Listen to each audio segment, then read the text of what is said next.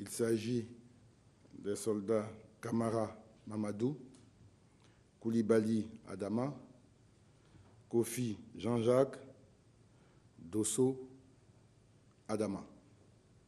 Et le soldat FRC Cambiré Sié a été blessé à la main.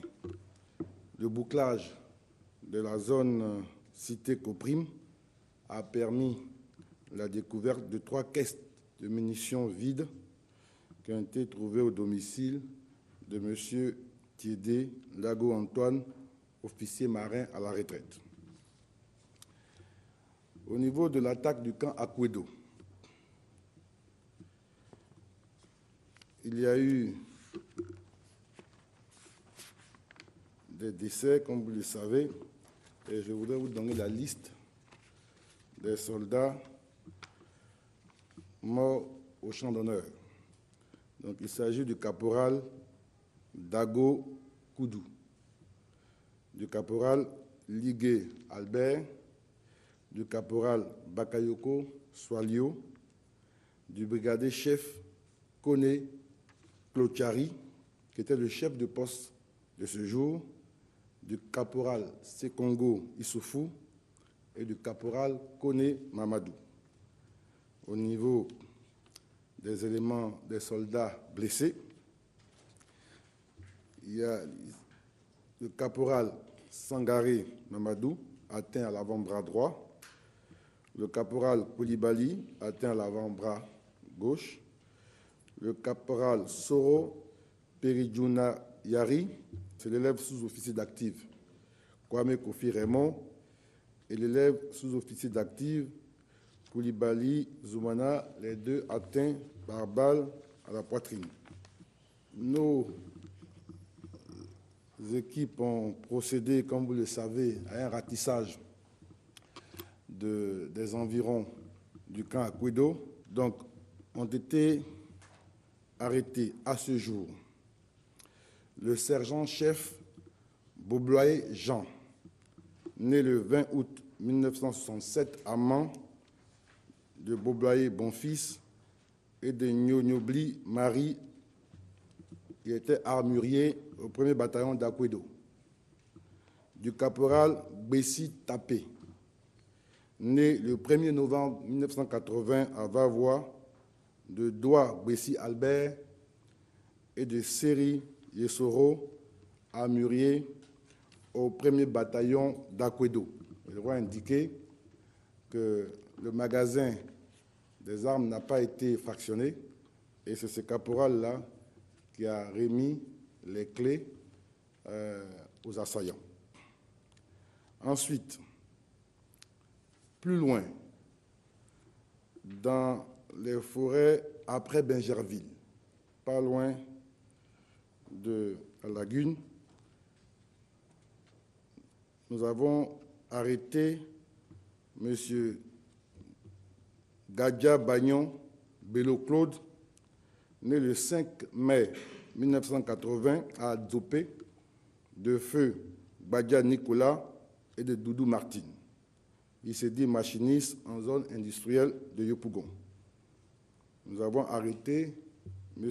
Irie Biboti, né le 3 juillet 1973 à Tekoubé, de Irie Bi Irie Jacques et de Boti Lou Irie sans emploi.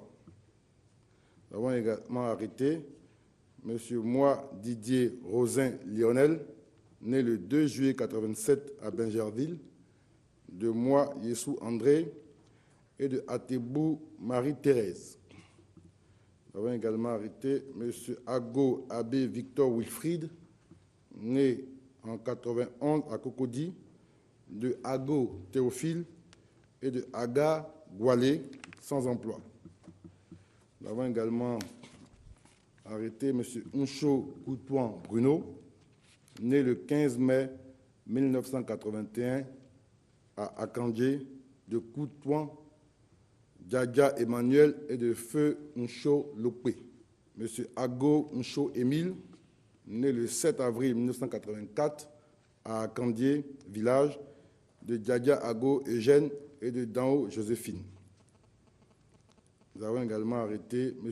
Gbocho Cyril Marcelin, né le 5 mai 1988 à Cocody, de Ago Théophile et de Mobio Odette, sans emploi. Au cours de ces opérations, un assaillant a été tué. Les services d'identification ont pu faire la lumière sur son identité complète. Il s'agit de M.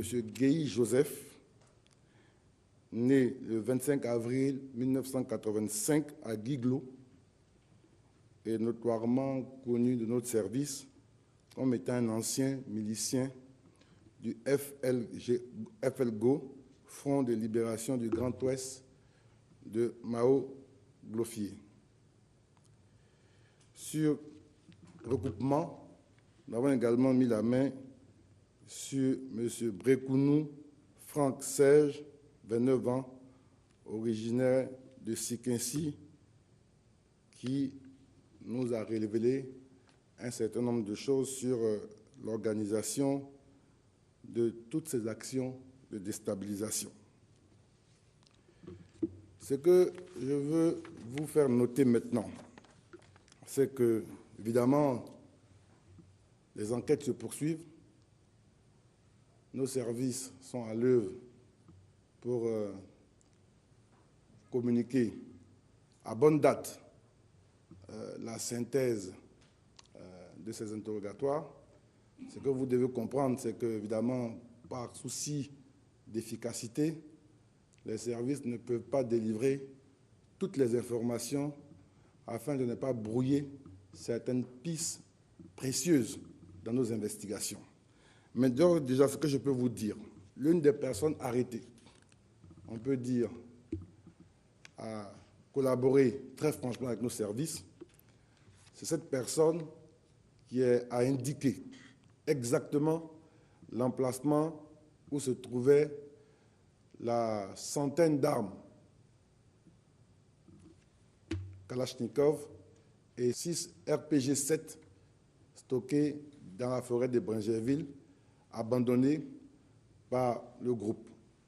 Donc, cette personne nous a permis de récupérer ces armes. Ces armes sont aujourd'hui entreposées et gardées par nos forces. Donc, nous avons récupéré une bonne partie de l'armement qui a été pillé grâce à la collaboration.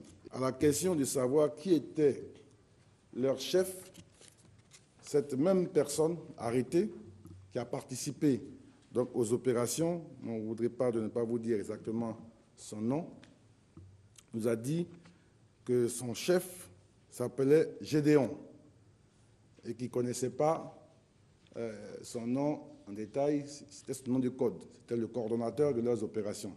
Effectivement, l'exploitation de tous les portables retrouvés sur le théâtre des opérations a permis de noter que ce Gédéon était une des pièces maîtresses de l'opération.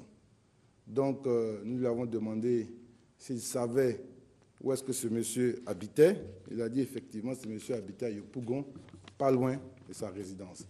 Donc, nos forces font une descente au domicile de M. Gédéon. Évidemment, il n'y avait personne. Et nous avons retrouvé des indications sur le terrain qui nous ont permis de conclure que ce M. Gédéon est en fait le soldat Blé Hervé du 1er bataillon d'Akwedo.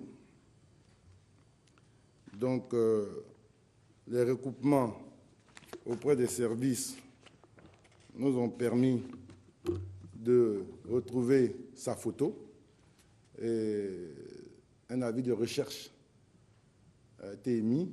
Et tout à l'heure, nos services vous remonteront une photo de M. Blé Hervé, alias Gédéon, qui est né le 17 juillet 1980 à Daloa, fils de père non déclaré et de canon Ibo Louise. M. Gédéon est militaire en activité depuis l'année 2011 au BASA. Également, les éléments de l'audition de ces prévenus nous a situé sur la participation de 2 lieutenants qui sont les coordonnateurs de l'opération. Il s'agit du lieutenant Bawa Anselme Marcelin et du lieutenant P. Félicien Ourigou. Au stade de l'enquête, ces quelques éléments que je peux vous donner. Je peux indiquer, sans faire de polémique, que le caporal Blé Hervé, dans ses affaires, est quelqu'un qui est en contact, nous avons pu établir qu'il est en contact avec beaucoup de personnalités, on va dire du monde pro-Gbagbo, des pro-Gbagbo, pour ne pas encore faire réagir ça et là un certain nombre de personnes. Et il est en contact quotidien pratiquement avec M. Abel Naki, qui est le coordonnateur de toutes les manifestations en faveur de l'ex-président Gbagbo à La Haye. Nous avons également interpellé M. Madi Boabré, beau-frère de l'ex-première dame Simone Gbagbo, au poste frontalier de Noé, car très tôt le matin, avant cette opération, il est sorti avec sa femme, Eivé, Victoire, et avec 3 grosses valises. Et donc nous l'avons interpellé pour faire des vérifications et voir si ce mouvement, à ce moment-là, n'avait pas de lien avec les opérations en cours. Je peux dire pour l'instant que les premiers éléments de l'enquête montrent bien qu'il avait pleine connaissance de ce qui s'est passé et qu'ils avaient des contacts avec certains acteurs de cette opération. On a parlé également d'un avocat qui a été perquisitionné, des indices très nets et très techniques.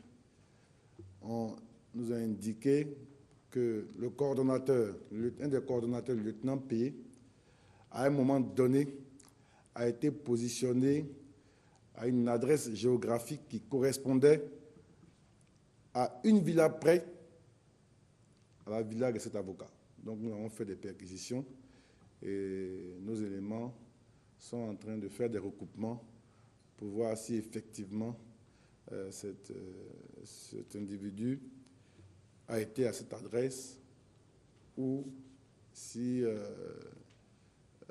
il y a un lien entre cet avocat et cette opération. Mais nous avons demandé à nos forces de ne pas le garder dans les liens de longue détention, le temps de faire avancer l'enquête. Ce que je peux également noter, l'une des personnes arrêtées a clairement indiqué qu'il avait déjà effectué, déjà fin mars, un voyage à Takoradi, où ils ont rencontré le colonel Guano Alphonse et le commandant Loba Patrice, ex-commandant de la BAE, FDS, pro-Gbagbo, qui sont toujours en exil. Et les éléments d'information que nous donnent montrent bien que tous ces événements sont bien liés. Je dis bien liés.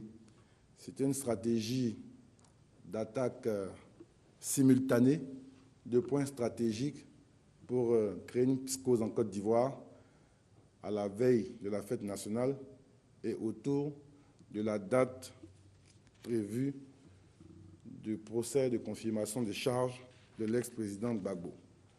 Donc, nous nous avons promis, pour autant que cela est possible dans le cadre de ce genre d'enquête, un maximum de transparence.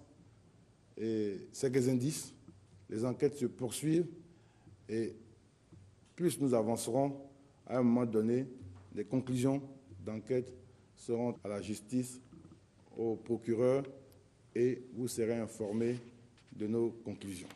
Voilà ce que je voulais faire comme déclaration liminaire pour vous situer sur le niveau d'avancement de l'enquête en cours à la suite de ces événements tragiques et condamnables.